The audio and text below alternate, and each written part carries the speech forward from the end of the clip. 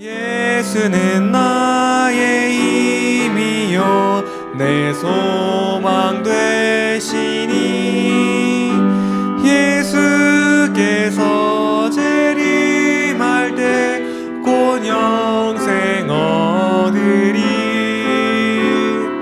한없는 복을 주시고 영원한 기쁨 주리니 나의 생명 나의 기쁨 주 예수. 하나님 아버지, 오늘도 이렇게 사랑과 은혜로 가득한 행복한 안식일을 맞이하게 하시니 감사합니다. 오늘 이렇게 귀한 재직 수련회를 통해 우리를 재직으로 이끌어 주시고 교회를 위해 헌신할 수 있는 기회를 주심에 감사드립니다. 허물 많고 죄 많은 저희를 주님의 몸 교회의 일꾼으로 삼아 주셨사오니 이 시간 우리의 낮아진 마음을 회복시켜 주시고 성령으로 기름 부어 주시옵소서. 섬김보다 대접받길 원했던 저희들을 용서하시고 올바른 길로 인도하여 주시기를 간절히 기도드리옵나이다. 수련회 기간 동안 주님을 향한 사랑을 회복시켜 주시옵고 이 세상의 방법이 아닌 성경의 방법대로 말씀에 순종하며 살아갈 수 있도록 다짐하는 시간이 되게 하여 주시옵소서. 주님께서 세워주신 사명에 순종하고 성령과 지혜를 주셔서 교회에 헌신하는 저희가 되게 하소서. 재직자들이 각자의 맡은 바 책임에 최선을 다하여 서로 사랑하고 연합하여 건강한 교회가 되게 하여 주시옵고 강사 목사님의 모든 순서에 주께서 이곳에 함께 하시어 말씀마다 축복하시고 은혜 주시어 저희가 새 힘을 얻어 앞으로 나아갈 수 있도록 인도하여 주시옵고 오늘 재직 수련회를 잘 마칠 수 있도록 주 예수 그리스도의 이름으로 간절한 마음을 담아 기도드리옵나이다. 아멘.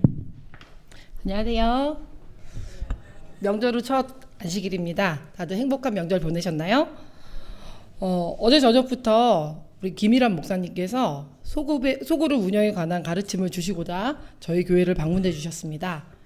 저희 하늘숲 교회 소그룹이 이 시간을 통하여 더욱 행복해지고 또한 많은 분들이 이 소그룹을 통해 예수님을 만나는 통로가 되는 방법을 익히는 귀한 시간이 되기를 간절히 바랍니다.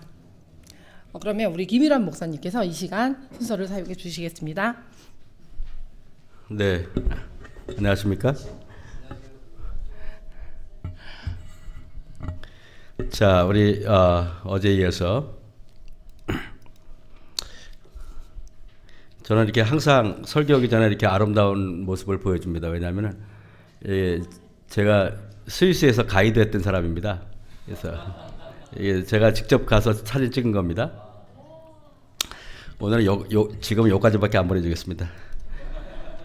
자, 우리가 소그룹의 실제적인 운영에 대해서 한번 제가 말씀을 드릴게요. 여기 보면은 마태복음 9장에 보면은요, 무리를 보시고 민망히 여기시니 이는 저희가 목자 없는 양과 같이 고생하며 유리함이라. 이에 제자들에게 이르시되 추수할 것은 많되 일꾼은 적으니 그러므로 추수하는 주인에게 청하여 추수할 일꾼들을 보내어 주소서 하라 하시니라 그랬습니다. 여러분, 우리가 볼 때는 여러분들이 느낄 때는 추수할 대상이 없어 보여요? 아니면 일꾼이 없어 보여요? 우리가 볼 때는 일꾼은 많은데 전도할 사람이 없어 보이지 않나요? 그죠? 근데 성경은 거꾸로 말해요. 뭐라고 말합니까? 추수할 곡식이 없는 게 아니라 뭐라고요? 추수할 일꾼이 없다 그랬어요. 이게 참 의미심장한 얘기 아니겠습니까? 세상에서 가장 힘든 일 중에 하나는 제가 살아보니까 돈 버는 일이에요. 동의하십니까? 돈 버는 일입니다. 그래서 우리들의 최고의 관심사는 뭡니까? 돈벼락 맞아도 죽더라도 돈벼락 한번 맞고 싶죠? 자, 그런데 예수님께서 이 땅에 오셔서 최고 관심을 두셨던 게 뭘까? 예수님 주변에 몰려든 사람들은요, 이런 사람들이에요. 가난한 사람들, 병든 사람들, 못 배운 사람들, 이런 사람들이에요. 이런 사람들한테는 뭐가 필요할까요? 아, 저들이 돈이 없어 고생하는구나, 이래야 되잖아요. 그죠? 근데 성경을 보니까 이들에게 정말 필요한 것은 식량과 돈, 직장, 이런 거 아니겠습니까? 그래, 안 그래요? 그렇지 않습니까? 그런데 예수님께서는 목자가 필요하다고 말해요. 이 이상하지 않습니까? 그죠? 우리에게 필요한 거는 먹을 거, 식량이고 돈이고, 그죠? 그런데 목자가 필요하다고 얘기해요. 무리를 보시고 민망히 여기시니 이는 저희가 돈이 없어 고생함과 이렇게 해야 되는데 뭐라고요? 목자 없는 양과 같이 고생하며 유리함이라. 저는 이 말씀을 여러분들이 왜 이럴까 한번 유심히 살펴볼 필요가 있다고 생각해요. 그런데 여러분 왜 우리들을 보고서 목자가 필요하다고 말씀하셨을까요? 여러분 이런 동물들 이렇게 호랑이, 늑대, 사자, 여우 이런 분들은 목자가 필요 없어요. 그래요? 그렇죠? 그런데 여러분 이런 동물 하지만 양들은 절대적으로 목자가 필요합니다. 교회에도요 여러분 그래요. 교회도 이렇게 늑대 같은 분들은요 목사 필요 없어요. 호랑이 같은 분들 목사 필요 없어요. 직원이 있댔잖아요. 덤벼드는 사람들은 목사 필요 없어요. 만약에 목사가 필요하다면 그렇게 무리하게 하지 않아요. 그래서 교회도 보면은 어떤 사람이 목자가 필요 없나? 늑대라고 보시면 돼요. 아, 늑대구나. 저는 그렇게 생각합니다. 늑대구나. 그래서 여러분, 자, 보세요. 양들은 방향 감각이 전혀 없어요. 양들은 갈 바를 알지 못해요. 그죠? 제가 여러분들에게, 오늘 갑자기 그러면서 이제 목자 없는 양같이 하면서 제가 여러분에게, 그러면은 이래요. 목자 그러면은 우리들 머릿속에는요, 목사님들이 해야 되는 일, 이렇게 생각합니다. 제가 그래서 그런 것이 아니라는 걸 지금부터 제가 강변하겠습니다. 여러분, 요즘에 강의식, 주입식 교육의 한계를 느껴요. 그죠? 제가 요새 챗GPT, 제미나이, 요새 그 AI에 대해서 떠들썩합니다. 여러분 어느 정도인지 아십니까? 제가 지지난주에 설교할 때 제미나이를 가지고 설교를 한번 활용해 봤어요. 어떻게 하는지 아십니까? 제가 이렇게 했어요. 사무엘상 17장의 골리앗의 모습을 제가 이렇게 묘사했어요. 보니까 다 외적인 모습만 기록했다. 외적인. 키가 얼마고, 그 갑옷이 어떻게 해야 되고, 외적인 모습만 기록했다. 근데 다윗의 모습을 보니까, 거긴 내면의 모습만 기억했다. 그래서 제가 뭐라고 해서 제미나이한테 물어봤냐면은, 야, 제미나이, 이것은 보니까 외적인 거인과 내적인 거인의 싸움이 아닐까? 그랬더니, 통찰력이 대단하신데요. 그러면서 쫙 설명하는 겁니다. 그래서 제가 그걸 제미나이 하면서 뭔 느낀지 아세요? 목사님들 100명 모아놓은 것보다 제미나이하고 나하고 같이 이렇게 큐티식으로 하면은 훨씬 더 위대한 설교가 나오겠다네. 깜짝 놀랐어요, 제가. 예, 여러분, 이런데 지금 우리가 지식을 전달하는 식으로 이렇게 강의를 한다? 이제 안 먹힙니다. 이제 옛날에 여러분, 명문대학교 이 AI가 아마 모든 학력을 다 지금 아마 평준화 시켜버릴 겁니다. 여러분들 보세요. 근데 제가 여러분에게 창의성과 실행력을 높이는 토익 강의에서 저는 여러분들에게 교과 교사라고 하지 말고 앞으로 교과 토익 진행자 이렇게 이름을 바꿔버리세요. 아예. 제가 여러분 봤을 때. 왜냐하면은 소그룹과 교과 토익은 밀접한 관련이 있기 때문에 제가 이런 말씀 드리는 겁니다. 자, 보세요.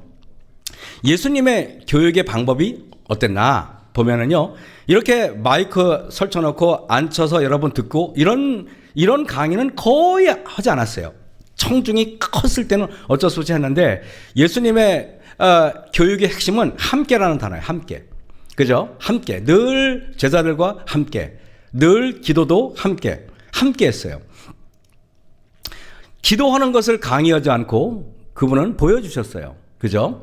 전도하는 것을 가르치지 않고 그분은 전도를 하는 것을 직접 하셨어요. 함께 했죠. 마석교에서 이렇게 함께 하는 모습을 보여주니까 함께 하니까 교인들이 재밌어 하더라고요. 제가 어저께 그랬죠. 소그룹 세미나 3시부터 밤 10시까지 했다고. 3시부터 밤 10시까지 했는데요. 교인들이 함께 하니까 너무 즐거운 거야. 자신들이 이끌어가게 했어요. 자신들이. 저는 사회만 봤거든요. 여러분 이게 보면 이래요. 함께 하니까 다들 행복해 보입니까? 행복해 보여요. 함께 하니까.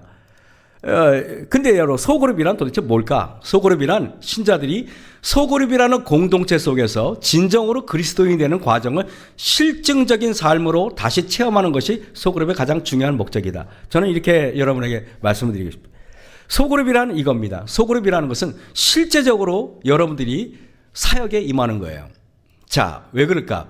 여기 선교 이게 선교봉사 71쪽에 보면은 모든 교회가 다 그리스도인 일꾼을 만들기 위한 양성학교가 되어야 한다 그랬습니다.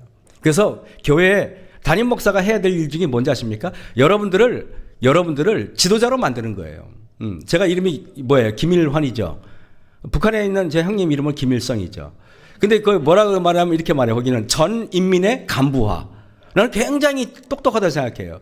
그래서 제가 보니까 나는 그렇게 생각해요. 전 성도의 지도자화. 맞습니까, 여러분? 전 성도의 목사화.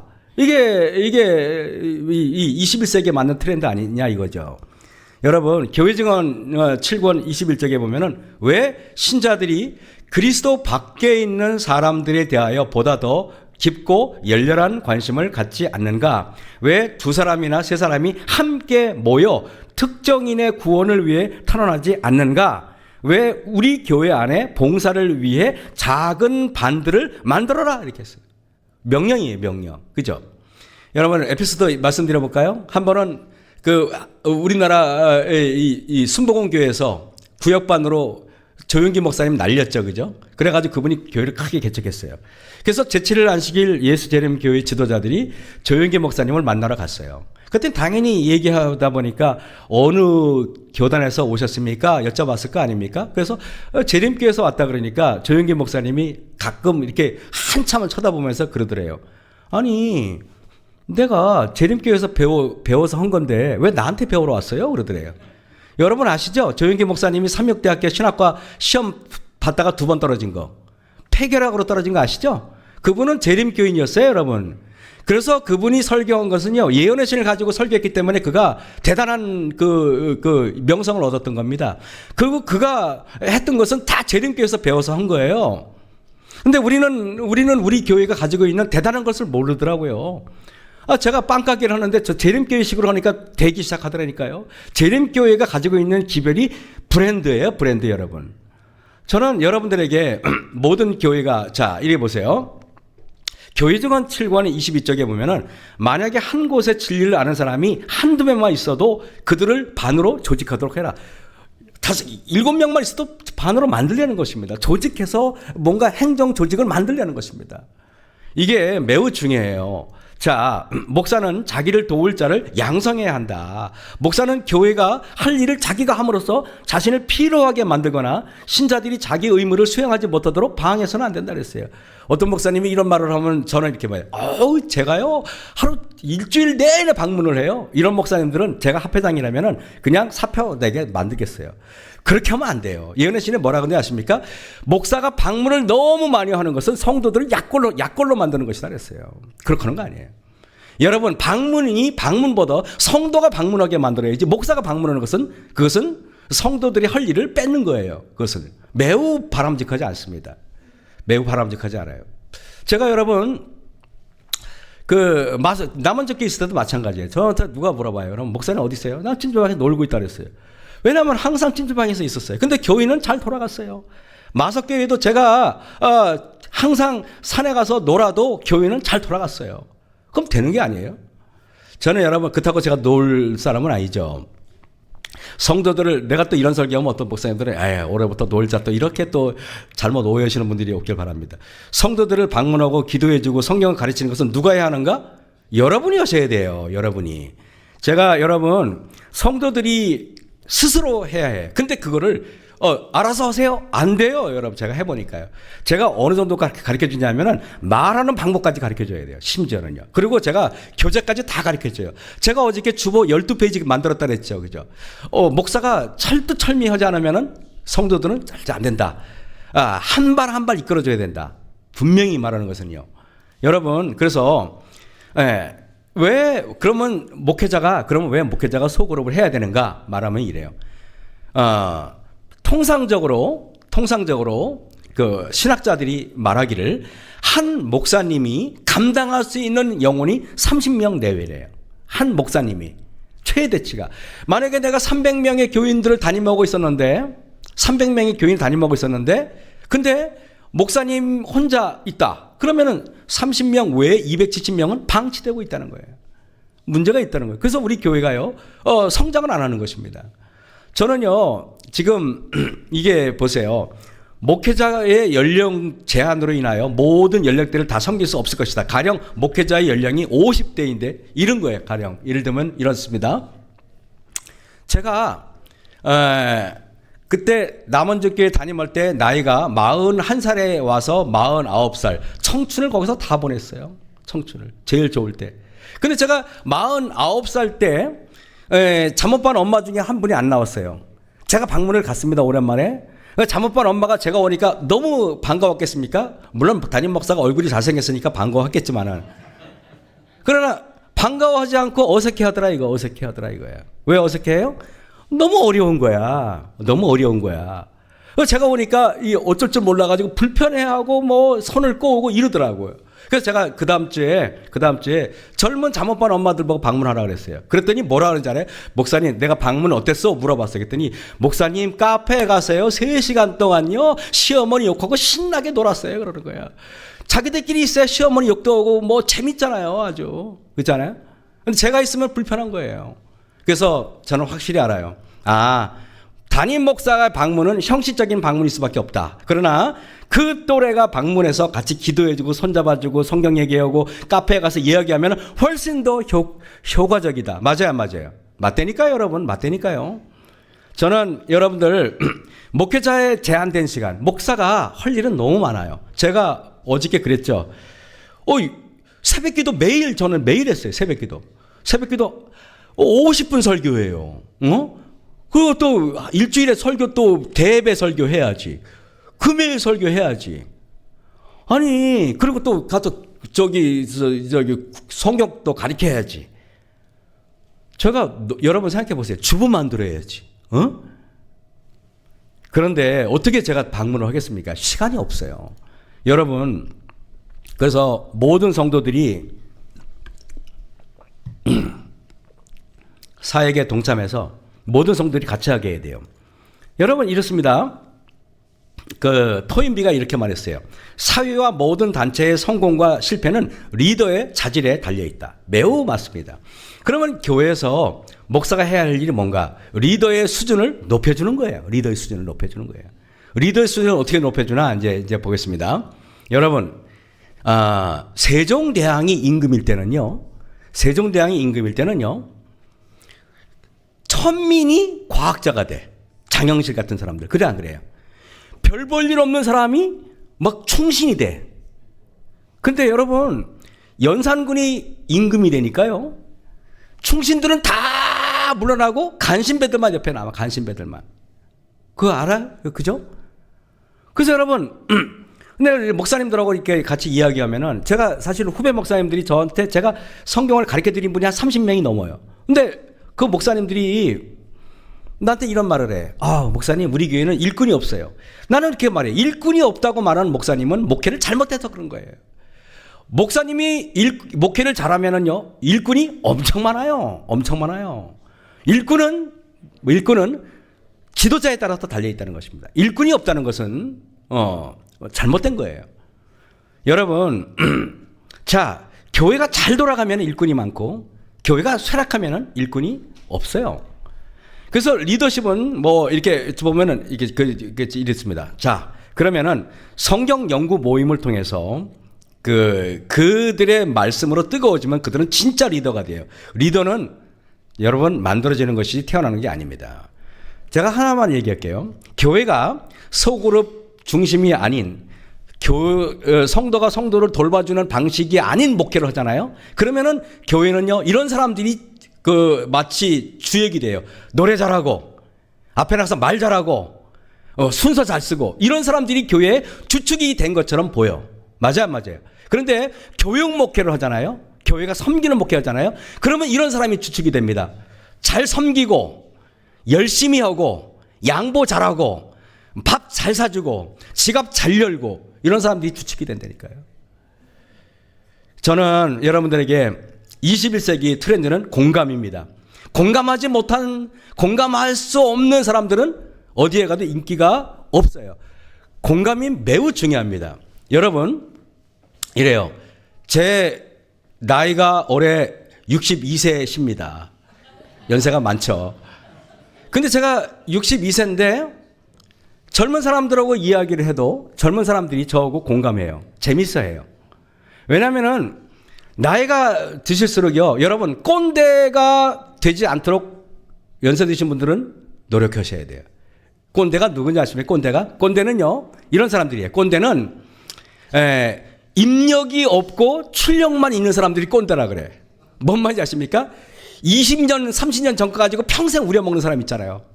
그래서 그거를 우리가 나 때는 이렇게 말하죠. 그죠? 그래서 저는 여러분 공감할 수 있는 사람들이 되기 위해서 속으로 목장회의 할 때 저는요 공감할 수 있는 방법까지도 가르쳐줘요. 진짜로. 그러니까 해야 할 일이 너무 많은 것입니다. 해야 할 일이 너무 많은 거예요. 자, 리더는 공감 능력이 뛰어난 사람들을 만드는 거예요. 리더는 말 잘하는 말쟁이가 리더가 돼서는 안 돼요. 리더는 공감을 잘하는 사람이어야 돼요. 하나 예를 들어 볼게요. 여러분, 대화는 액션 대화가 있고 리액션 대화가 있어요.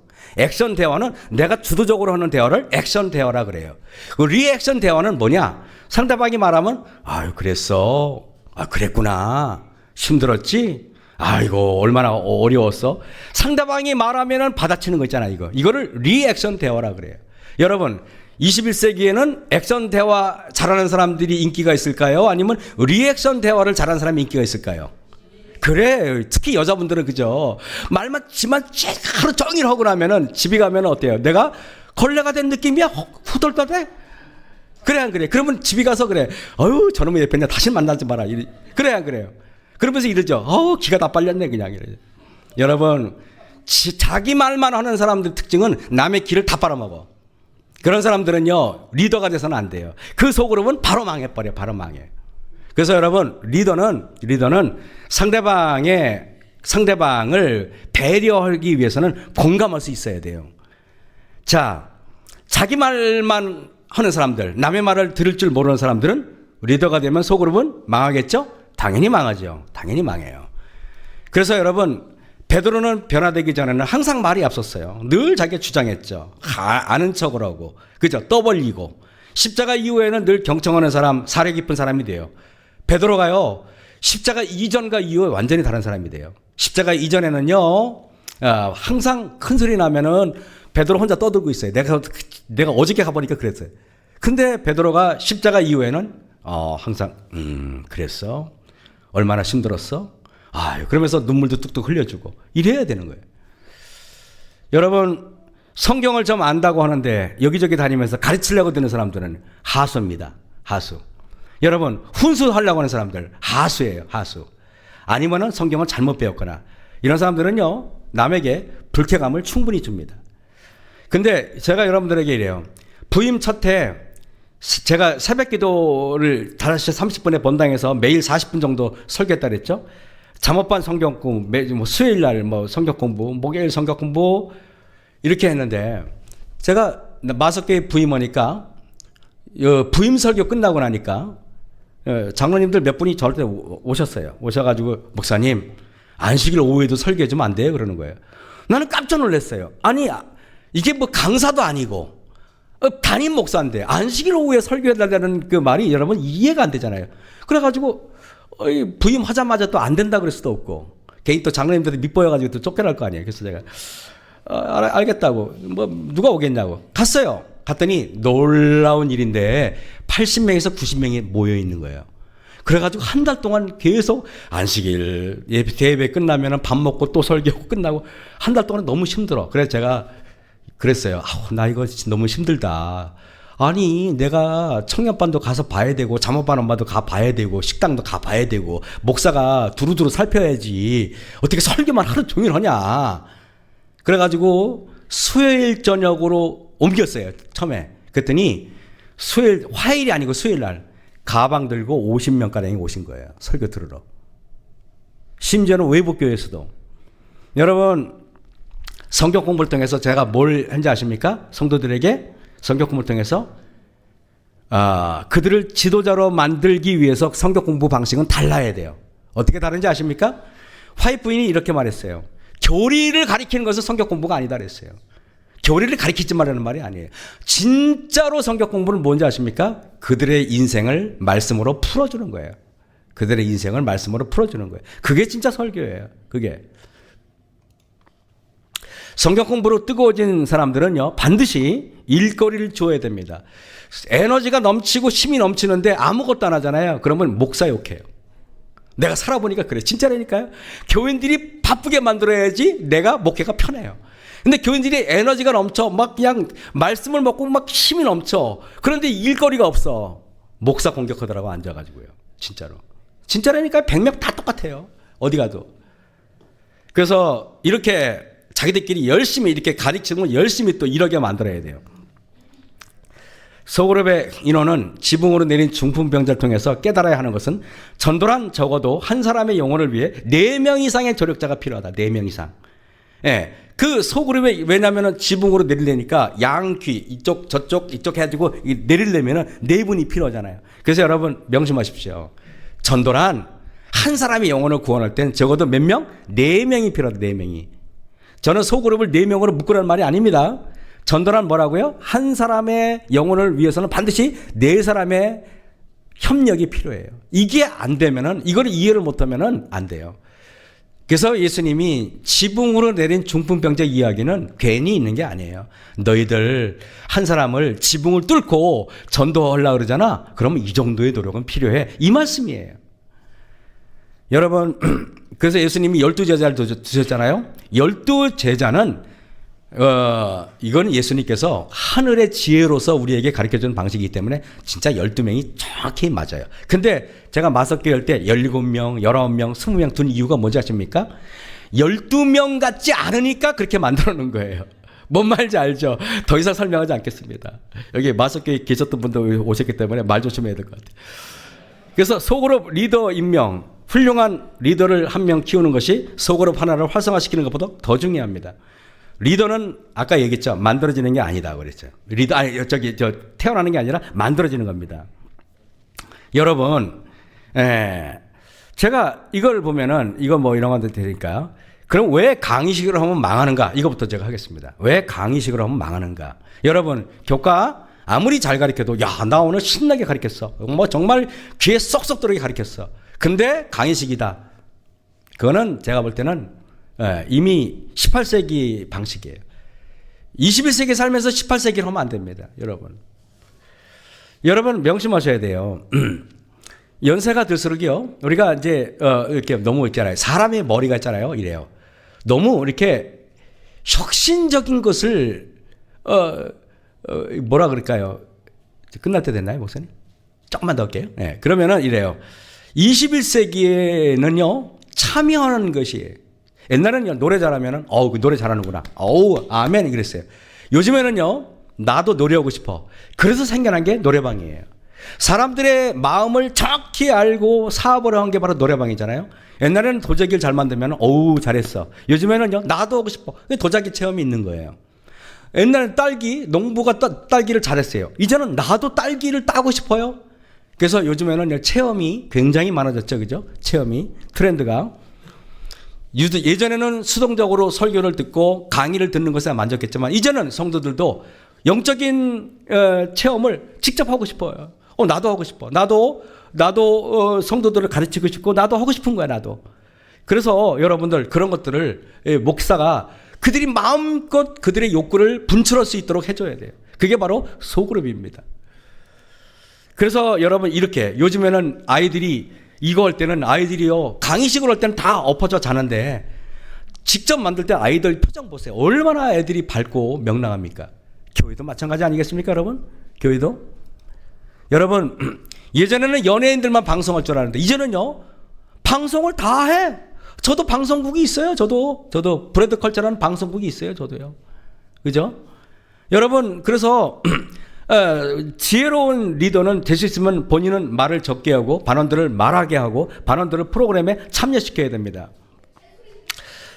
자신의 반원들 모두에게 일감을 줘야 하는데 일감을 줄 때 그냥 알아서 해라가 아니라 한 발 한 발 말하는 거, 행동하는 거, 시간 쓰는 것, 뭘 참여할지 구체적으로 가르쳐주지 않으면 안 되는 것입니다.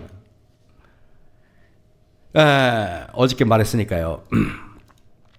자, 여러분, 불분명한 사역 비전이 없으면 사멸됩니다. 그죠? 리더는 확실하게 제가 해보니까요, 리더들한테 확실한 사명감, 그들에게 확고한 어떤 비전을 제시해주지 않으면 교인들은 절대 일어나지 않아요.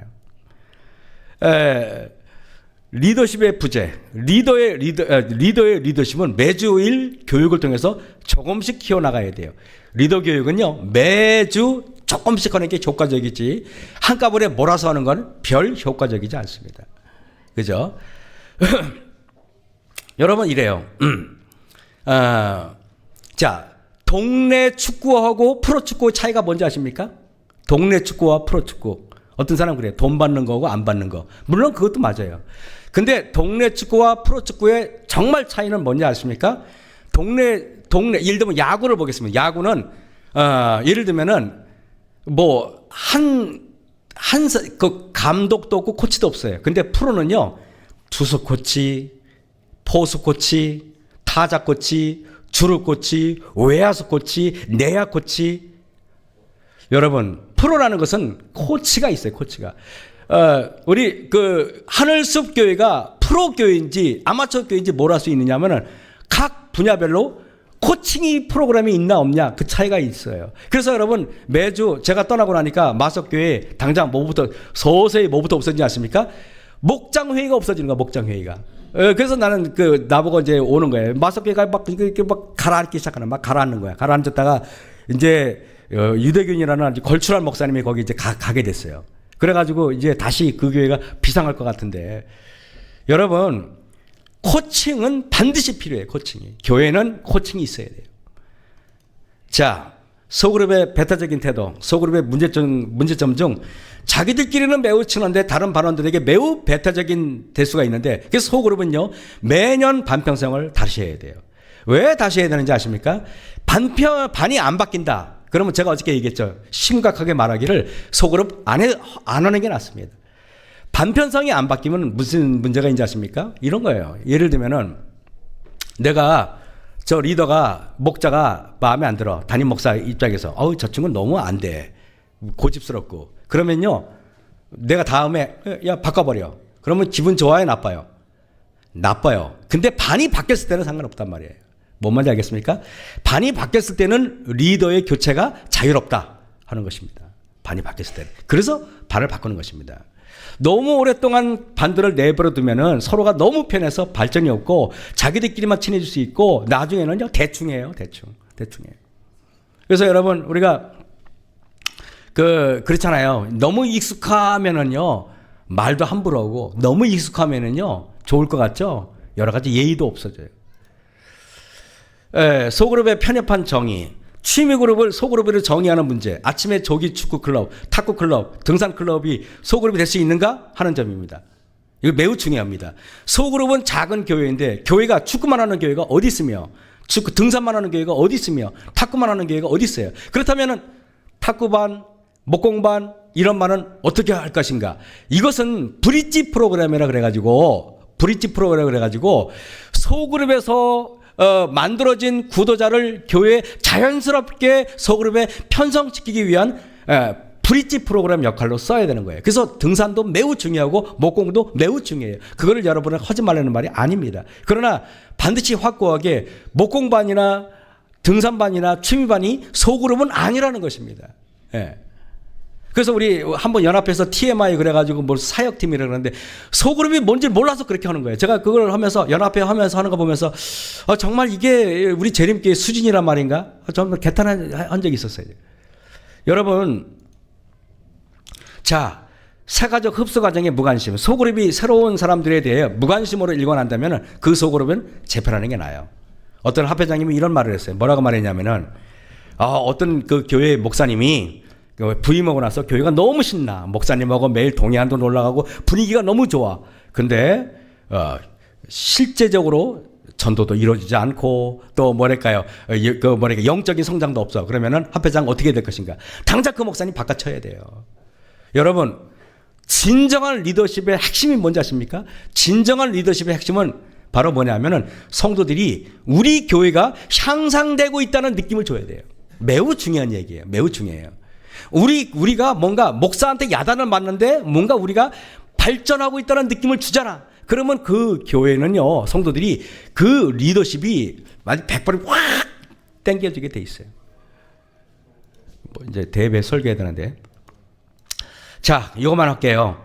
소그룹에 있잖아요. 우리가 12명에서 15명에서 소그룹이 있잖아요. 그러면은요, 그 안에 인너그룹을 만들어야 돼요. 예수님도 12명이 있는데 그 안에 인너그룹이 있었어요? 없었어요? 있었어요. 누구예요? 베드로, 요한, 야고보.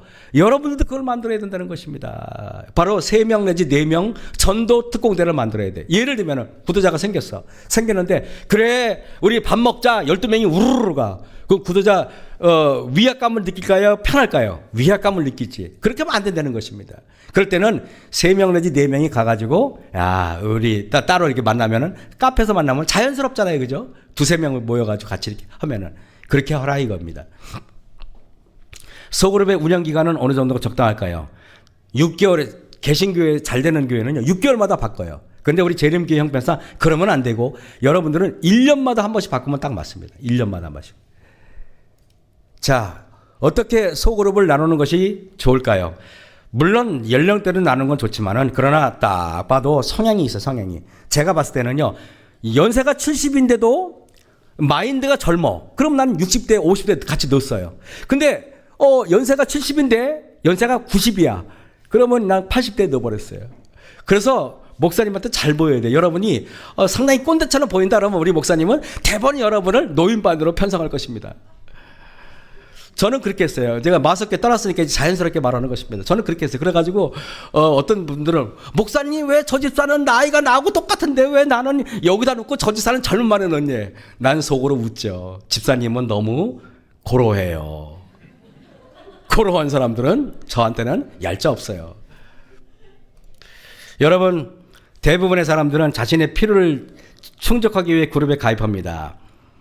저는 이 소그룹이 이제 이게 보세요. 요거 중요하니까. 여러분 소그룹을 운영할 때 논쟁적으로 진행되는 소그룹은 사단의 밥이 됩니다. 말할 때 절대 부정적인 말은 못하게 해야 돼요. 한 번 제가 청량리교회에서 소그룹 강의를 해달라고 갔어요. 그래가지고 실습을 했어요. 했더니 돌아가면서 한번 칭찬하세요. 그랬어요. 그랬더니 이렇게 하더라고요. 우리 성도들은요, 우리 대한민국 사람들은요, 욕 먹는 거는 익숙해 우리가. 엄마한테 이놈 자식아 나가 죽어라 연병할 놈 막 그러잖아요. 근데 우리는 칭찬받는 건 어색해. 칭찬받으면 막 닭살이 돋아. 우리는 그래 안 그래요? 그러니까 칭찬하라 그래도 듣는 것도 어렵고 하는 것도 어려워. 우리는. 그래서 칭찬하라 그랬더니 이렇게 말하더라고요. 내가 집사님 처음에 봤을 때 인상이 너무 날카로워가지고 되게 이기적인 사람인 줄 알았어요. 근데 이렇게 보니까 되게 좋은 사람입니다. 여러분 그게 칭찬이에요? 저주예요? 저주입니다. 여러분 그렇게 하지 마세요. 제발.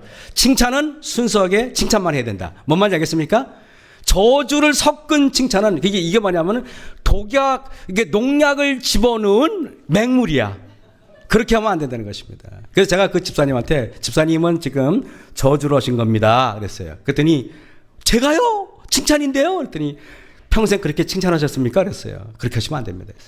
그래서 제가 청량리교회 그 집사님한테 그랬더니 다시 강의 다시 모여 그래가지고 다시 제가 강의 다시 했어요. 여러분들은 다시 배워야 됩니다. 그래서 다시. 요 이제 설교 시간이 됐으니까요. 제가 말하는데 제가 재작년인가 작년인가 산흥중앙교회 소그룹 강의를 갔어요. 거기는 교회가 큰 교회 200명이 넘는 교회인데 갔는데 그 교인들이요 어떤지 아십니까 여러분? 리더들 있잖아요. 정기적으로 저를 찾아와요. 리더들이 10몇 명이 빵가게로 찾아와서 목사님 우리 이렇게 하고 있는데 우리 옳게 가고 있는 겁니까?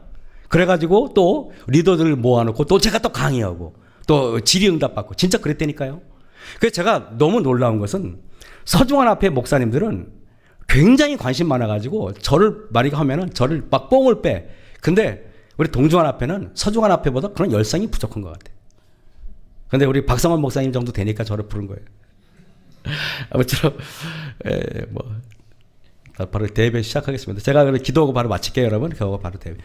하늘에 계신 아버지 하나님, 소그룹이 우리 원주 하늘숲교회에 잘 정착이 돼서 이 교회가 영적으로나 육적으로 부여하는 그런 성장하는 교회가 되게 도와주셨기를 예수님 이름으로 감사하며 기도했사옵나이다. 아멘. 네, 지금은 코이노니아 시간입니다. 예전대로 했던 대로 다 일어나셔서 여기 계신 모든 분들 한 분도 빠짐없이 따뜻하게 인사하시고, 특별히 오늘은 인사 마친 다음에는 자리 조정을 하겠습니다. 지금 보니까 다 뒤에 앉아 계세요. 그래서 인사가 마치신 다음에는 자기 물건을 다 챙겨서 앞자리부터 꼭 채워주시기 바랍니다. 오늘 뒤에 오신 분들을 위해서 여러분들이 뒷자리를 좀 배려해 주시면 감사하겠습니다. 코이노니아 시간 갖겠습니다.